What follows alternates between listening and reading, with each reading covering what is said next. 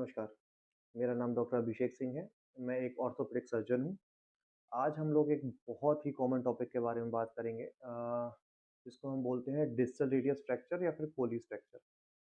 अ, अक्सर आपके घर के आसपास भी या फिर आपके घर में भी बूढ़े जो लोग होते हैं माताएँ ख़ासकर जिनकी उम्र 60 साल से ऊपर होती है, उनको बाथरूम में स्लिप हो जाने से, गिर जाने से उनका कलाई का हड्डी टूट जाता है, जिसको हम डिस्टल रेडियस फ्रैक्चर बोलते हैं। अब आस-पास जो लोग रहते हैं वो सलाह देते हैं कि भई इनको वो फलाँ वैद्य के पास ले जाओ या ये डॉक्टर के पास ले जाओ, वो प्लास्टर लगा देंगे, सही हो जाएगा। और करीब 40, 50, 60, 70% केस भी ठीक हो भी जाते हैं, क्योंकि वो सिंपल डिस्टेंस रेडियस फ्रैक्चर होता है। देखिए मैं आपको एक मिथ बस्टर्स हैं ये मैं आपको इसलिए बता रहा हूँ क्योंकि बाद में लोग जब हमारे पास में आते हैं और परेशान आते हैं तो बहुत दुःख होता है। उनको देख के बुरा लगता है। मेरे पास में अभी परसों एक बुजुर्ग आए थे जिनकी उम्र करीब 70 साल होगी। वो उनका कलाई का हड्डी टूट गया था और मेरे पास में वो करीब 5 महीने बाद आए। उनका कलाई में 2 हड्डियाँ होती हैं, एक रेडियस होता है जो कि मेन हड्डी होता है, बगल में एक अल्ना हड्डी होता है। तो जब रेडियस हड्डी जो कि कलाई का हड्डी जो मेन हड्डी जब टूटता है, रेडियस हड्डी जिसको बोलते हैं, वो टूटने के पश्चात हड्डी छोटी हो जाती है, तो अल्ना बड़ी होने की वजह से हाथ टेढ़ा हो जाता है और वो ऊपर उठा हुआ हमेशा अजीब-सा लगता है, गंदा दिखता है और मरीज़ को दर्द भी बहुत होता है। वो मेरे पास में आए बोले कि मेरा ये हड्डी टूट गया है और हमें बताया नहीं कि आपका कलाई का हड्डी टूटा है। मैंने बोला कि नहीं सर ऐसा नहीं हो सकता। आपको बताया गया होगा, आप किसी अगर अस्पताल में गए होंगे, किसी डॉक्टर के पास गए होंगे तो उसने बिल्कुल बताया होगा। बोले नहीं, नहीं हम तो गाँव के एक वैद्य के पास गए, उन्होंने हमें बताया कि कुछ नहीं इसमें बाल आ गया है और उन्होंने लेप लगा के प्लास्टर लगा दिया।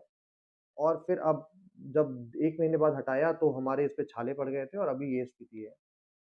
तो मैं उनको बताया अब ऐसी स्थिति में 2 तरीके होते हैं या फिर जो मालग्नेटेड डिस्टल रेडियस है उसको हम लोग दोबारा तोड़ के लंबा करें जो कि एक जटिल प्रक्रिया है या फिर दूसरा ये है कि जो अल्ना लंबी हो गई है उसको शॉर्टनिंग करें, अल्ना शॉर्टनिंग ऑस्टियोटमी इसको बोलते हैं। बट दोनों ही चीज़ें कॉम्प्लिकेट हो गई हैं और अब कभी उनका रिश्ता नॉर्मल मूवमेंट आ पाना बहुत ही मुश्किल रहेगा।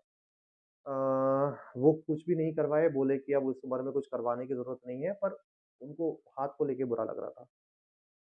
तो मैं ये बताना चाहूँगा कि कोई भी फ्रैक्चर का एक इलाज संभव नहीं है। ऐसा नहीं है कि आपने कोई फ्रैक्चर आया और आपने बोला नहीं इस फ्रैक्चर में यही हो सकता है। देखिए ऑर्थोपेडिक्स की ब्यूटी ये है कि हड्डी अनगिनत तरीकों से टूट सकती है। हर चीज़ में आप टिबिया अगर किसी का फ्रैक्चर हुआ है तो आप उसमें एक रॉड भी डाल सकते हैं, नेल भी डाल सकते हैं, वो भी सही है। उसमें प्लेट भी लगा सकते हैं, वो भी सही है। उसमें बाहर से खाँचा भी लगा सकते हैं, एक्सटर्नल फिक्सेटर जिसको बोलते हैं, वो भी सही है। उसमें प्लास्टर भी कर सकते हैं, वो भी सही है। ऐसे ही डिस्टल एंड रेडियस फ्रैक्चर या फिर जो सिंपल कोलीज फ्रैक्चर होता है, जो कि इंट्रा आर्टिकुलर या फिर जिसका मतलब जो जोड़ के अंदर तक जिसका एक्सटेंशन नहीं है, वो 95% टू 99% केसेस केवल प्लास्टर मात्र से ठीक हो जाते हैं। ये बगल में मैं आपको एक एक्स-रे दिखा भी रहा हूँ, इस एक्स-रे में इनका सिंपल डिस्टल रेडियस कोलीज फ्रैक्चर हुआ था। इनको प्लास्टर किया गया और अभी 2 दिन पहले इनका प्लास्टर हटा भी दिया गया। इनका हड्डी पूर्णतः पूरी अच्छी तरीके से जुड़ चुका है।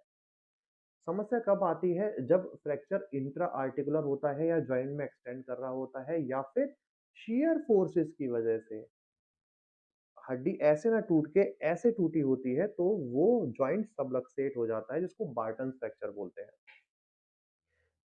तो ऐ ऐसी स्थिति में अगर आप उसको फिक्स नहीं करेंगे तो वो कभी भी रिड्यूस नहीं होगा, इंसान का नॉर्मल फ्लेक्शन, एक्सटेंशन का मूवमेंट नहीं आएगा, उसको हमेशा दर्द रहेगा।